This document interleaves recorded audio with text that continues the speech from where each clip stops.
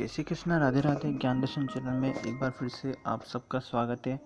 तो देखिए, आज हम बात करेंगे सत्यनारायण जी की व्रत कथा और इसकी पूजा विधि और इसके महत्व के बारे में, क्योंकि कल पूर्णिमा आने वाली है और पूर्णिमा को सत्यनारायण जी का व्रत रखा जाता है, इनकी पूजा की जाती है और विधि विधान से इनकी पूजा की जाती है और इनकी कथा सुनी जाती है। इनका भोग प्रसाद इनको लगाया जाता है, पंजरी का प्रसाद इनको लगता है और भी बहुत सी चीज़ें होती हैं। केले का प्रसाद इनको चढ़ता है। तो आज हम इसी टॉपिक पर बात करेंगे कि पूर्णिमा के दिन सत्यनारायण जी की कथा ही क्यों की जाती है और उनका व्रत क्यों किया जाता है और उनके व्रत का क्या महत्व है, क्या उसकी पूजा विधि है। तो यही सब इस वीडियो में जानेंगे। जो भी मेरी वीडियो फर्स्ट टाइम देख रहे हैं वो मेरे चैनल को सब्सक्राइब कर लें और बेल आइकन के बटन को प्रेस करें, ताकि मैं कोई सी भी नई वीडियो डालूं तो आपको सबसे पहले नोटिफिकेशन मिल सके। और मेरे इस चैनल के साथ रहिएगा, क्योंकि मैं इसमें बहुत सी अच्छी वीडियोस मैं इसमें डालता रहूँगा, बहुत ही ज्ञानवर्धक। तो चलते हैं बिना किसी देर किए। देखिए, पूर्णिमा के दिन सत्यनारायण भगवान की पूजा की जाती है। हमारे हिंदू धर्म में सबसे प्रतिष्ठित कथा के रूप में भगवान विष्णु के सत्य स्वरूप की सत्यनारायण व्रत कथा इसमें की जाती है। कुछ लोग मनोती पूरी होने पर कुछ अन्य नियमित रूप से इस कथा का आयोजन करते हैं। वो सत्यनारायण व्रत कथा के इसमें दो भाग होते हैं। एक तो व्रत पूजा होती है और इसमें एक होती है कथा होती है। तो सत्यनारायण जो व्रत की कथा है, देखिए इसमें इसका उद्देश्य क्या होता है। सत्यनारायण व्रत करने का उद्देश्य क्या है? इससे हमें सभी दुखों से मुक्ति मिल जाती है। कली काल में सत्य की पूजा विशेष रूप से फलदायी होती है और मनवांछित हमें इसमें फल प्राप्त होता है। सत्यनारायण को विष्णु के रूप में पूजना ही सत्यनारायण की एक पूजा है। दूसरा अर्थ यह है कि संसार में एकमात्र नारायण ही सत्य है, बाकी सब एक मोह माया है। तो भगवान की पूजा कई रूपों में की जाती है, उनमें से उनका सत्यनारायण स्वरूप इस कथा में आपको बताया गया है। और इसके मूल पाठ में ये भी संस्कृत भाषा में ये 170 श्लोक के अंदर है संस्कृत भाषा में, और जो कि ये 5 अध्यायों में इसमें बटे हुए हैं। और इस कथा के 2 विषय हैं, जिनमें से एक है संकल्प को भूलना और दूसरा है प्रसाद का अपमान करना। तो व्रत कथा के अलग अलग अध्यायों में छोटी कहानियों के माध्यम से बताया गया है कि सत्य का पालन न करने पर किस तरह की परेशानियां आती है। इसलिए जीवन में सत्य का व्रत का पालन पूरी निष्ठा से और शुद्धता से के साथ करना चाहिए। और ऐसा न करने पर भगवान न केवल नाराज होते हैं, अपितु दंड स्वरूप संपत्ति, बंधु बांधवों के सुख से वंचित भी कर देते हैं। और इसका यह अर्थ है कि ये कथा लोक में सच्चाई की प्रतिष्ठा का लोकप्रिय और सर्वमान्य धार्मिक साहित्य है। और पूर्णमासी को इस कथा का परिवार में वाचन किया जाता है, पूर्णिमा को, और अन्य पर्वों पर भी इस कथा को विधि विधान से करने का इसमें निर्देश दिया गया है। इनकी पूजा में देखिए, इनकी पूजा में क्या क्या रखा जाता है। तो इनकी पूजा में केले के पत्ते, फल के अलावा पंचामृत, पंचगव्य, सुपारी, पान, तिल, मौली, रोली, कुमकुम, दूर्वा की आवश्यकता होती है, जिनसे भगवान की पूजा होती है। और सत्यनारायण की पूजा के लिए दूध, मधु, केला, गंगाजल, तुलसी पत्ता, मेवा मिलाकर पंचामृत तैयार किया जाता है, जो भगवान को काफ़ी पसंद होता है।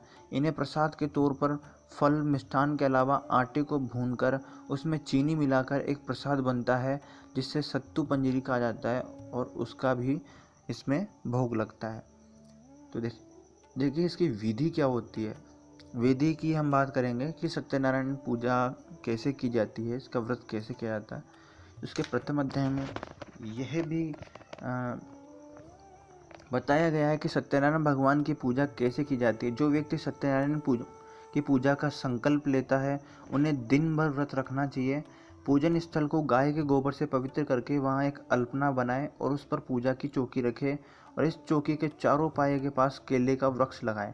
यानी आप देखिए केले का वृक्ष नहीं है तो आप केले के पत्ते भी रख सकते हैं ला करके। और इस चौकी पर शालिग्राम या ठाकुर जी या किसी सत्यनारायण जी की प्रतिमा को आपको स्थापित करना है। और पूजा करते समय सबसे पहले गणपति जी की पूजा करें, जो कि देखिए मैं अपने हर वीडियो में आपको कहता हूँ कि हमेशा ठाकुर जी की पूजा करें या किसी की पूजा करें तो सबसे पहले आपको गणेश जी की पूजा जरूर से करनी है। फिर इंद्रादि दशा दिक्पाल की और क्रम से 5 पंचलोकपाल सीता सहित राम लक्ष्मण की, राधा कृष्ण की और इनकी पूजा के पश्चात ठाकुर जी व सत्यनारायण जी की पूजा करें। इसके बाद लक्ष्मी माता की और अंत में महादेव ब्रह्मा जी की पूजा करें। पूजा के बाद सभी देवों की आरती करें और चरणामृत लेकर प्रसाद का वितरण करें और पुरोहित जी को दक्षिणा व वस्त्र देवे वह भोजन करावें। और पुरोहित जी ने पंडित जी होता है, पंडित जी के आपको ये सब कुछ करना है। पंडित जी के भोजन के पश्चात उनसे आशीर्वाद लेकर आप स्वयं भोजन करें। तो सत्यनारायण जी की क्या कथा है यह हम सुनेंगे। पुरा काल में सोनकादि ऋषि नैमिषारण्य स्थित महर्षि सूत के आश्रम पर पहुंचे और ऋषिगण महर्षि सूत से प्रश्न करते हैं कि लौकिक कष्ट मुक्ति, सांसारिक सुख समृद्धि व परलौकिक लक्ष्य की सिद्धि के लिए सरल उपाय क्या है। तो महर्षि सूत सोनकादि ऋषियों को बताते हैं कि ऐसा ही प्रश्न नारद जी ने भगवान विष्णु से किया था। भगवान विष्णु ने नारद जी को बताया कि लौकिक क्लेश मुक्ति, सांसारिक सुख समृद्धि व परलौकिक लक्ष्य सिद्धि के लिए एक ही राजमार्ग है, वह है सत्यनारायण जी का व्रत। सत्यनारायण का अर्थ है सत्याचरण, सत्याग्रह, सत्यनिष्ठा। संसार में सुख समृद्धि की प्राप्ति सत्याचरण द्वारा ही संभव है। सत्य ही ईश्वर है। सत्यचरण का अर्थ है ईश्वराराधन, भगवत पूजा। कथा का प्रारंभ सूत जी द्वारा कथा सुनाने से होता है। नारद जी भगवान श्री विष्णु के पास जाकर उनकी स्तुति करते हैं। स्तुति सुनने के अनंत भगवान श्री विष्णु जी ने नारद जी से कहा, है महाभाग, आप किस प्रयोजन से कहाँ यहाँ आए हैं, आपके मन में क्या है तो कहिए, वह सब कुछ मैं आपको बताऊंगा। तो नारद जी बोले, भगवान, मृत्युलोक में अपने पाप कर्मों के द्वारा विभिन्न योनियों में उत्पन्न सभी लोग बहुत प्रकार के क्लेशों से दुखी हो रहे थे। हे नाथ, किस लघु उपाय से उनको कष्टों का निवारण हो सकेगा? यदि आपकी मेरे ऊपर कृपा हो तो वह सब मैं सुनना चाहता हूँ और उसे बताए। तब भगवान ने कहा, हे वत्स, संसार के ऊपर अनुग्रह करने की इच्छा से आपने बहुत अच्छी बात पूछी है। जिस व्रत के करने से प्राणी मोह से मुक्त हो जाता है उसे आपको बताता हूँ और सुने। है वत्स, स्वर्ग मृत्यु लोक में दुर्लभ भगवान सत्यनारायण का एक महान पुण्यप्रद व्रत है। आपके स्नेह के कारण इस समय मैं उसे कह रहा हूँ। अच्छी प्रकार विधि विधान से भगवान सत्यनारायण का व्रत करके मनुष्य शीघ्र ही सुख प्राप्त कर परलोक में मोक्ष प्राप्त कर सकता है। भगवान की ऐसी वाणी सुनकर नारद मुनि ने कहा, प्रभु, इस व्रत को करने का फल क्या है, इसका विधान क्या है और इस व्रत को किसने किया, इसे कब करना चाहिए, और ये सब मुझे विस्तार पूर्वक आप बतलाइए। तो श्री भगवान ने कहा, हे सत्यनारायण व्रत, ये सत्यनारायण व्रत दुख शोक आदि का शमन करने वाला, धन धान्य की वृद्धि करने वाला, सौभाग्य संतान देने वाला, सर्वत्र विजय प्रदान करने वाला है। जिस किसी भी दिन भक्ति और श्रद्धा से समन्वित होकर मनुष्य ब्राह्मणों बंधु बांधवों के साथ धर्म में तत्पर होकर सायंकाल भगवान सत्यनारायण जी की पूजा करे तो नैवेद्य के रूप में उत्तम कोटि के भोजनीय पदार्थ को सवाया मात्र में भक्ति पूर्वक अर्पित करना चाहिए। केले के फल, घी, दूध, गेहूं का चूर्ण अथवा गेहूं के चूर्ण के अभाव में साठी चावल का चूर्ण, शक्कर या गुड़, ये सब भक्ष्य सामग्री सवाया मात्र में एकत्र कर निवेदित करनी चाहिए। बंधु बांधवों के साथ श्री सत्यनारायण भगवान की कथा सुनकर ब्राह्मणों को दक्षिणा देनी चाहिए। तदंतर बंधु बांधवों के साथ ब्राह्मणों को भोजन कराना चाहिए और भक्तिपूर्वक प्रसाद ग्रहण करके नृत्य गीत आदि का आयोजन करना चाहिए और तदंतर भगवान सत्यनारायण का स्मरण करते हुए अपने घर जाना चाहिए। ऐसा करने से मनुष्य की अभिलाषा अवश्य ही पूर्ण हो जाती है और विशेष रूप से कलयुग में पृथ्वीलोक में सबसे छोटा सा उपाय है। तो दूसरा अध्याय ये है कि सूत जी बोले, हे द्विजो, अब मैं पुण्य पूर्व काल में जिसने इस सत्यनारायण व्रत को किया था उसे भली भांति विस्तार पूर्वक कहूँगा। तो रमणीय काशी नामक नगर में कोई अत्यंत निर्धन ब्राह्मण रहता था। भूख और प्यास से व्याकुल होकर वह प्रतिदिन पृथ्वी पर भटकता रहता था। ब्राह्मण प्रिय भगवान ने उस दुखी ब्राह्मण को देखकर वृद्ध ब्राह्मण का रूप धारण करके उस द्विज से आदरपूर्वक पूछा, हे विप्र, प्रतिदिन अत्यंत दुखी होकर तुम किस लिए पृथ्वी पर भ्रमण करते रहते हो? हे द्विज श्रेष्ठ, ये सब बतलाओ, मैं सुनना चाहता हूँ। तो ब्राह्मण बोला, है प्रभु, मैं अत्यंत दरिद्र एक गरीब ब्राह्मण हूँ और भिक्षा के लिए ही पृथ्वी पर घूमा करता हूँ। यदि मेरी इस दरिद्रता को दूर करने का आप कोई उपाय जानते हो तो कृपा पूर्वक बतलाइए। तो वृद्ध ब्राह्मण बोला, हे ब्राह्मण देव, सत्यनारायण भगवान विष्णु अभिष्ट फल को देने वाले हैं। हे विप्र, तुम उनका उत्तम व्रत करो, जिससे करने से मनुष्य सभी दुखों से मुक्त हो जाता है। और व्रत के विधान को भी ब्राह्मण से यत्न पूर्वक कहकर वृद्ध ब्राह्मण रूपधारी भगवान विष्णु वहीं पर अंतर्धान हो गए। तो वृद्ध ब्राह्मण ने जैसा कहा उस व्रत को अच्छी प्रकार से वैसे ही करूँगा, ये सोचते हुए उस ब्राह्मण को रात में नींद ही नहीं आई। अगले दिन प्रातःकाल उठकर सत्यनारायण का व्रत करूँगा, ऐसा संकल्प करके वे ब्राह्मण भिक्षा के लिए चल पड़ा। और उस दिन भगवान को भिक्षा में बहुत सा धन प्राप्त हुआ।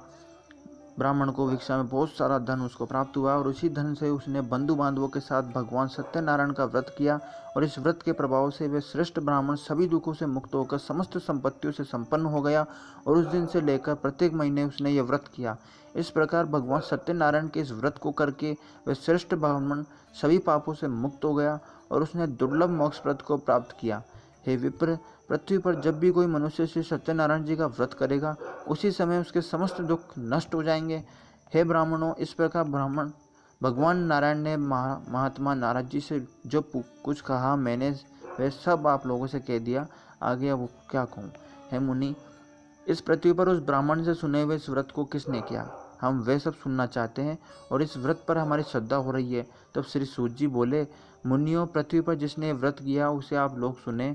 और एक बार वे द्रुश्रेष्ठ अपनी धन संपत्ति के अनुसार बंधु बांधवों तथा परिवारजनों के साथ व्रत करने के लिए उद्यत हुआ। इसी बीच एक लकड़हारा वहां आया और लकड़ी बाहर रखकर उस ब्राह्मण के घर गया और प्यास से व्याकुल उस ब्राह्मण को व्रत करता हुआ देखकर प्रणाम करके उससे बोला, है प्रभु, आप ये क्या कर रहे हैं? इसके करने से किस फल की प्राप्ति होती है? विस्तार पूर्वक मुझे कहिए। तो विप्र ने कहा, हे सत्यनारायण का व्रत जो सभी मनोरथों को प्रदान करने वाला है, उसी के प्रभाव से मुझे ये सब महान धन धान्य आदि प्राप्त हुआ। जल पीकर प्रसाद ग्रहण करके वे नगर चला गया और सत्यनारायण देव के लिए मन से ऐसा सोचने लगा कि आज लकड़ी बेचने से जो धन प्राप्त होगा, उसी धन से भगवान सत्यनारायण का श्रेष्ठ व्रत करूंगा। और इस मन से चिंतन करता हुआ लकड़ी को मस्तक पर रखकर उस सुंदर नगर में गया और जहाँ धन संपन्न लोग रहते थे, उस दिन उसने लकड़ी का दुगना मूल्य प्राप्त किया। इसके बाद प्रसन्न हृदय होकर वे पके हुए केले का फल, शर्करा, घी, दूध, गेहूं का चूर्ण सवाया मात्र में लेकर अपने घर आया। तत्पश्चात उसने अपने बांधवों को बुलाकर विधि विधान से भगवान श्री सत्यनारायण का व्रत किया और उस व्रत के प्रभाव से वे धन पुत्र से संपन्न हो गया और इस लोक में अनेक सुखों का उपभोग कर अंत में सत्यपुर अर्थात बैकुंठ लोक में वो चला गया। अब सुनेंगे इसका तीसरा अध्याय। तब श्री सूत जी बोले, हे श्रेष्ठ मुनियों, अब मैं पुनः आगे की कथा कहूँगा, आप लोग सुने। प्राचीन काल में उल्कामुख नाम का एक राजा था। वे जितेंद्रिय, सत्यवादी था, अत्यंत बुद्धिमान था। वे विद्वान राजा प्रतिदिन देवालय जाता और ब्राह्मणों को धन देकर संतुष्ट करता था। तो कमल के समान मुख वाली उसकी धर्मपत्नी शील, विनय और सौंदर्य आदि से गुणों से संपन्न पतिपरायणा थी। राजा एक दिन अपनी धर्मपत्नी के साथ भद्रशिला नदी के तट पर श्री सत्यनारायण का व्रत कर रहा था और उसी समय व्यापार के लिए अनेक प्रकार के पुष्कल धनराशि से संपन्न एक साधु नाम का बनिया वहां आया और भद्रशिला नदी के तट पर नाव को स्थापित कर वे राजा के समीप गया और राजा को उस व्रत में दीक्षित देखकर विनय पूर्वक पूछने लगा। साधु ने कहा, राजन, आप भक्ति युक्त चित्त से ये क्या कर रहे हैं? तो कृपया वे सब मुझे बताइए, इस समय मैं सुनना चाहता हूँ। तो राजा बोले, हे साधु, पुत्र आदि की प्राप्ति की कामना से अपने बंधु बांधवों के साथ में अतुल तेज संपन्न भगवान विष्णु जी का व्रत व पूजन कर रहा हूँ। तो राजा की बात सुनकर साधु ने आदरपूर्वक कहा कि हे राजन, इस विषय में आप मुझे सब कुछ विस्तार से बतलाइए। आपके कथानुसार मैं व्रत व पूजन करूँगा। मुझे भी संतति नहीं है, इससे अवश्य ही संतति प्राप्त होगी। ऐसा विचार कर वह व्यापार से निवृत्त हो आनंद पूर्वक अपने घर आया और उसने अपनी भार्या से संतति प्रदान करने वाले सत्य व्रत को विस्तार पूर्वक बताया तथा जब मुझे संतति प्राप्त होगी तब मैं इस व्रत को करूँगा।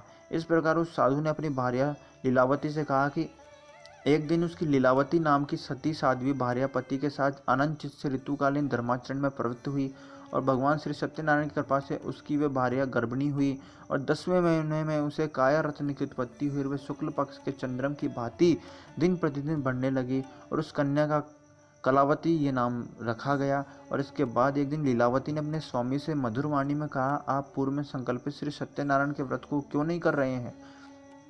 तो साधु बोला, है प्रिय, इसके विवाह के समय व्रत करूंगा। इस प्रकार अपनी पत्नी को भली भांति आश्वस्त कर वे व्यापार करने के लिए नगर की ओर चला गया। इधर कन्या कलावती के पिता के घर में बढ़ने लगी। तदंतर धर्मज्ञ साधु ने नगर में सखियों के साथ क्रीड़ा करते हुए अपनी कन्या को विवाह के योग्य देखकर आपस में मंत्रणा करके कन्या विवाह के लिए श्रेष्ठ वर का अन्वेषण करो, ऐसा दूत से कहकर शीघ्र ही उसे भेज दिया और उसकी आज्ञा प्राप्त करके दूत कांचन नामक नगर में गया। वहां से एक वाणिक का पुत्र लेकर आया और उस साधु ने इस वाणिक के पुत्र को सुंदर गुणों से संपन्न देखकर अपनी जाति के तथा बंधु बांधवों के साथ संतुष्ट चित्त हो विधि विधान से वणिक पुत्र के हाथ में कन्या का दान कर दिया। उस समय वे साधु बनिया दुर्भाग्यवश भगवान का वह उत्तम व्रत भूल गया और पूर्व संकल्प के अनुसार विवाह के समय में व्रत न करने के कारण भगवान उस पर रुष्ट हो गए और कुछ समय के पश्चात अपने व्यापार करने में कुशल वे साधु बनिया काल की प्रेरणा से अपने दामाद के साथ व्यापार करने के लिए समुद्र के समीप स्थित रत्न सारपुर नामक सुंदर नगर में गया और श्रीपन्न दामाद के साथ वहां व्यापार करने लगा। उसके बाद वे दो राज्यों चंद्रकेतु के रमणीय उस नगर में गए। उसी समय भगवान श्री सत्यनारायण ने उसे स्पष्ट प्रतिज्ञ देखकर इसे दारुण कठिन और महान दुख प्राप्त होगा ये शाप दे दिया। एक दिन एक चोर राजा चंद्रकेतु के धन को चुराकर वहीं आया और वहां जहां दोनों वणिक स्थित थे वह पीछे दौड़ते हुए दूतों को देखकर भयभीत चित्त से धन वहीं छोड़कर शीघ्र ही छिप गया। इसके बाद राजा के दूत वहां आ गए और जहां वह साधु वणिक था वे राजा के धन को देखकर वे उस दूत को दोनों वणिक पुत्रों को बांध कर ले आए और हर्षपूर्वक दौड़ते हुए राजा से बोले, प्रभु हम दो चोर पकड़ के लेके आए हैं, इन्हें देखकर आप आज्ञा दे। तो राजा की आज्ञा से दोनों शीघ्र ही दृढ़तापूर्वक बांधकर बिना विचार किए महान कारागार में डाल दिए गए और भगवान सत्यदेव की माया से किसी ने उन दोनों की बात नहीं सुनी और राजा चंद्रकेतु ने उन दोनों का भी धन ले लिया। तो भगवान के हिसाब से वणिक के घर में उसकी भार्या भी अत्यंत दुखित हो गई और उनके घर में सारा का सारा जो धन था वे चोरों ने चुरा लिया और लीलावती शारीरिक तथा मानसिक पीड़ाओं से युक्त भूख प्यास से दुखी हो अन्न की चिंता में दर दर भटकने लगी और कलावती कन्या भी भोजन की इधर उधर प्रतिदिन घूमने लगी। एक दिन भूख से पीड़ित कलावती एक ब्राह्मण के घर गई, जहां जाकर उसने सत्यनारायण के व्रत पूजन को देखा और वहां बैठकर उसने कथा सुनी और वरदान मांगा।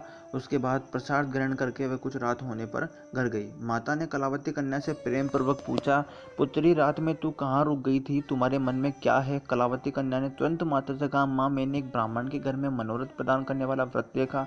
कन्या की उस बात को सुनकर ये वणिक की भार्या व्रत करने को उद्यत हुई और उसने प्रसन्न मन से उस साध्वी ने बंधु बांधवों के साथ भगवान श्री सत्यनारायण का व्रत किया और इस प्रकार प्रार्थना की, और भगवान आप हमारे पति जमाता के अपराध को क्षमा करें, वे दोनों अपने घर शीघ्र आ जाए। इस व्रत से भगवान सत्यनारायण पुनः संतुष्ट हो गए और उन्होंने नर्क से श्रेष्ठ प्रातःकालीन दोनों वाणिकों को छोड़ दो और वे सारा धन भी दे दो जो तुमने उनसे इस समय लिया है, अन्यथा राज्य धन व पुत्र सहित तुम्हारा सर्वनाश कर दूंगा। राजा से स्वप्न में ऐसा कहकर भगवान सत्यनारायण अंतर्ध्यान हो गए। इसके बाद प्रातःकाल राजा ने अपने सभा सांसदों के साथ सभा में बैठकर अपना स्वप्न लोगों को बताया और कहा, दोनों बंदी वणिक पुत्रों को शीघ्र मुक्त कर दो।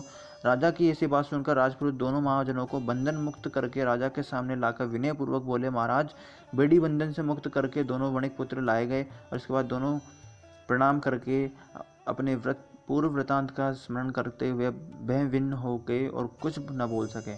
तो राजा ने वणिक पुत्रों को देखकर आदरपूर्वक कहा, आप लोगों को प्रारब्ध बस ये महान दुख प्राप्त हुआ है और इस समय अब कोई भय नहीं है। ऐसा कहकर उनकी बेड़ी खुलवाकर शोर श्रम आदि कराया। राजा ने वस्त्र अलंकार देकर उन दोनों वणिक पुत्रों को संतुष्ट किया और सामने बुलाकर वाणी द्वारा अत्यधिक आनंदित किया। पहले जो धन लिया था उससे दुना करके उसके बाद राजा ने पुनः उनसे कहा, साधु अब आप अपने घर को जाएं और राजा को प्रणाम करके आपकी कृपा से हम जा रहे हैं। ऐसा कहकर दोनों महावेश्यों ने अपने घर की ओर प्रस्थान किया। चौथा अध्याय अब हम पढ़ेंगे। तो श्री सूत जी बोले, साधु बनिया मंगलाचरण का ब्राह्मणों को धन देकर अपने नगर के लिए चल पड़ा और साधु के कुछ दूर जाने पर भगवान सत्यनारायण उसकी सत्यता की परीक्षा के विषय में जिज्ञासा हुई। तो साधु तुम्हारे नाव में क्या भरा है? तब धन के मद में चूर दोनों महाजनों ने अवहेलना पूर्वक हंसते हुए कहा, दंडिन क्यों पूछ रहे हो? क्या कुछ द्रव्य लेने की इच्छा है? हमारी नाव में तो लता पत्ते आदि भरे हैं। ऐसी निष्ठुर वाणी सुनकर तुम्हारी बात सच हो जाए।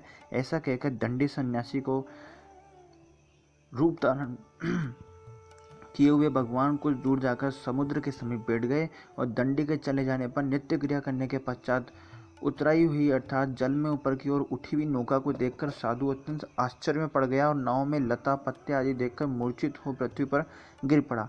तो सचेत होने पर वणिक पुत्र चिंतित हो गया। तब उसके दामाद ने इस प्रकार कहा, आप शोक क्यों करते हैं?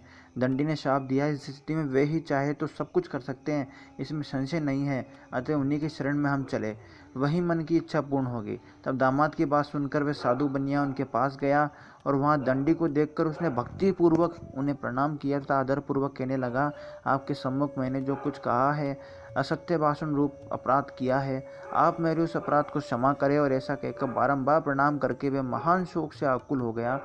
दंडी ने उसे रोता हुआ देखकर कहा, हे मूर्ख, रो मत, मेरी बात सुनो। मेरी पूजा से उदासीन होने के कारण तथा मेरी आज्ञा से तुमने बारंबार दुख प्राप्त किया है। और भगवान की ऐसी वाणी सुनकर वे उनकी स्तुति करने लगा। तो साधु ने कहा, प्रभु, यह आश्चर्य की बात है कि आपकी माया से मोहित होने के कारण ब्रह्मा आदि देवता भी आपके गुणों और रूपों को यथावत रूप से नहीं जान पाते।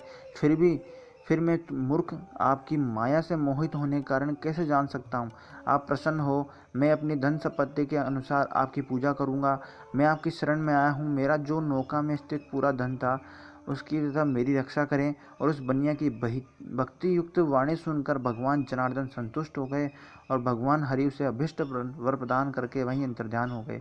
उसके बाद वे साधु अपनी नौका में चढ़ा और उसे धन धान्य से परिपूर्ण देखकर भगवान सत्यदेव की कृपा से हमारा मनोरथ सफल हो गया, ऐसा कहकर स्वजनों के साथ उसने भगवान की विधिवत रूप से पूजा की और सत्यनारायण जी की कृपा से वह आनंद से परिपूर्ण हो गया और नाव को प्रयत्न पूर्वक संभलाकर उसे अपने देश के लिए प्रस्थान किया। साधु बनिया ने अपने दामाद से कहा, वे देखो, मेरी रत्नपुरी नगरी दिखाई दे रही है।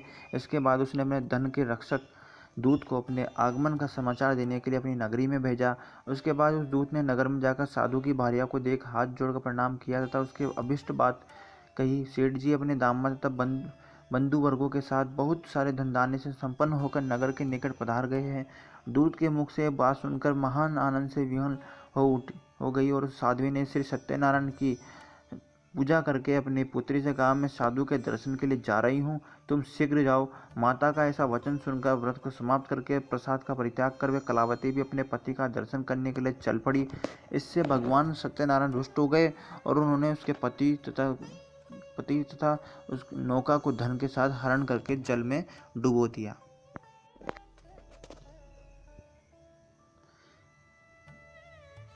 इसके बाद कलावती कन्या अपने पति को न देख महान शोक से रुदन करती हुई पृथ्वी पर गिर पड़ी और नाव का दर्शन तथा कन्या को अत्यंत दुखी देख भयभीत मन से साधु बनिया से सोचा, ये क्या आश्चर्य हो गया।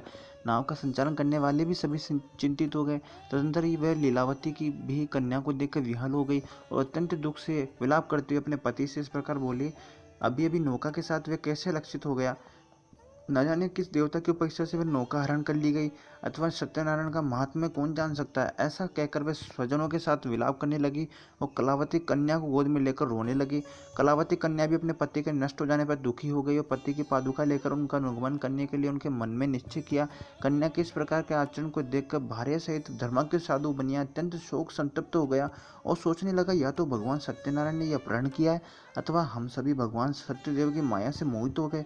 अपनी धन शक्ति के अनुसार मैं भगवान श्री सत्यनारायण की पूजा करूंगा। और सभी को बुलाकर इस प्रकार कहकर उसने अपने मन की इच्छा प्रकट की और बारंबार भगवान सत्यदेव को दंडवत प्रणाम किया। इससे दीनों के परिपालक भगवान सत्यदेव प्रसन्न हो गए और भक्त वत्सल भगवान ने कृपा पूर्वक कहा, तुम्हारी कन्या प्रसाद छोड़कर अपने पति को देखने चली आई, निश्चय ही इसी कारण उसका पति दृश्य हो गया है। यदि घर जाकर प्रसाद ग्रहण करके वे पुनः आए तो साधु बनिया तुम्हारी पुत्री पति को प्राप्त करेगी, इसमें संशय नहीं है। तो कन्या कलावती भी आकाशमंडल से ऐसी वाणी सुनकर शीघ्र ही घर गई और उसने प्रसाद ग्रहण किया। पुण्य आकर स्वजनों तथा अपने पति को देखा। तब कलावती कन्या ने अपने पिता से कहा, अब तो घर चले, विलम्ब क्यों कर रहे हैं। तो कन्या की वह बात सुनकर वणिक पुत्र संतुष्ट हो गया और विधि विधान से भगवान सत्यनारायण का पूजन करके धन तथा बंधु बांधवों के साथ अपने घर गया। तदनंतर पूर्णिमा तथा संक्रांति पर्वों पर भगवान सत्यनारायण का पूजन करते हुए इस लोक में सुख भोग कर अंत हुए सत्यपुर बैकुंठ लोक में चला गया। 5वां अध्याय। श्री सूत जी बोले, श्रेष्ठ मुनियों, अब इसके बाद मैं दूसरी कथा कहूँगा, अब लोग सुने। अपनी प्रजा का पालन करने में तत्पर तुंगध्वज नामक एक राजा था। उसने एक सत्यदेव के प्रसाद का परित्याग करके दुख प्राप्त किया। एक बात वह वन में जाकर वहाँ बहुत से पशुओं को मारकर वटवृक्ष के नीचे आया। वह उसने देखा कि गोपगण बंधु बांधवों के साथ संतुष्ट होकर भक्ति पूर्वक भगवान सत्यदेव की पूजा कर रहे हैं। राजा ये देखकर भी अहंकारवश न तो वहां गया और न उसे भगवान सत्यनारायण को प्रणाम ही किया। पूजन के बाद सभी गोपगण भगवान का प्रसाद राजा के समीप रखकर वहां से लौट आए और इच्छानुसार उन सभी ने भगवान का प्रसाद ग्रहण किया। इधर राजा को प्रसाद का परित्याग करने से बहुत दुख हुआ। उसका संपूर्ण धन धान्य व सभी 100 पुत्र नष्ट हो गए और राजा ने मन में ये निश्चय किया कि अवश्य ही भगवान सत्यनारायण ने हमारा नाश कर दिया है, इसलिए मुझे वहां जाना चाहिए जहां श्री सत्यनारायण का पूजन हो रहा था। ऐसा मन में निश्चय करके वे राजा गोपगणों के समीप गया और उसने गोपगणों के साथ भक्ति श्रद्धा से युक्त होकर विधि पूर्वक भगवान सत्यदेव की पूजा की और भगवान सत्यदेव की कृपा से वे पुनः धन पुत्रों से संपन्न हो गया तथा इस लोक में सभी सुखों का उपभोग कर अंत में सत्यपुर बैकुंठ लोक को प्राप्त हुआ। तब श्री सूत जी कहते हैं, जो व्यक्ति इस परम दुर्लभ श्री सत्यनारायण के व्रत को करता है और पुण्यमयी तथा फल प्रदायनी भगवान की कथा को भक्ति युक्त होकर सुनता है, उसे भगवान सत्यनारायण की कृपा से धन धान्य आदि की प्राप्ति होती है। दरिद्र धनवान हो जाता है, बंधन में पड़ा हुआ बंधन से मुक्त हो जाता है, डरा हुआ व्यक्ति भयमुक्त हो जाता है। ये सत्य बात है, इसमें कोई संशय नहीं है। इस लोक में सभी इप्सित फलों का भोग प्राप्त करके अंत में सत्यपुर बैकुंठ लोक को जाता है। हे ब्राह्मणों, इस प्रकार मैंने आप लोगों से भगवान सत्यनारायण के व्रत को कहा, जिसे करके मनुष्य सभी दुखों से मुक्त हो जाता है। कलयुग में तो भगवान सत्यदेव की पूजा विशेष फल प्रदान करने वाली है और भगवान विष्णु को ही कुछ लोग काल, कुछ लोग सत्य, कोई ईश, कोई सत्यदेव तथा दूसरे लोग सत्यनारायण नाम से कहेंगे। अनेक रूप धारण करके भगवान सत्यनारायण सभी का मनोरथ सिद्ध करते हैं। कलयुग में सनातन भगवान विष्णु ही सत्यव्रत रूप धारण करके सभी का मनोरथ पूर्ण करने वाले होंगे। हे श्रेष्ठ मुनियों, जो व्यक्ति नित्य भगवान सत्यनारायण की इस व्रत की कथा को पढ़ता है या सुनता है, भगवान सत्यनारायण की कृपा से उसके सभी पाप नष्ट हो जाते हैं। हे मुनीश्वरों, पूर्व काल में जिन लोगों ने भगवान सत्यनारायण का व्रत किया था, उसके अगले जन्म का वृत्तांत कहता हूँ, आप लोग सुने। महान प्रज्ञा संपन्न सतानंद नाम के ब्राह्मण सत्यनारायण व्रत करने के प्रभाव से दूसरे जन्म में सुदामा नामक ब्राह्मण हुए और उस जन्म में भगवान श्री कृष्ण का ध्यान करके उन्होंने मोक्ष प्राप्त किया। लकड़हारा भिल्ल गुहो का राजा हुआ और अगले जन्म में उन्होंने भगवान श्री राम की सेवा करके मोक्ष प्राप्त किया। महाराज उल्कामुख दूसरे जन्म में राजा दशरथ हुए, जिन्होंने श्री रंगनाथ जी की पूजा करके अंत में बैकुंठ प्राप्त किया। इसी प्रकार धार्मिक और सत्यव्रती साधु पिछले जन्म के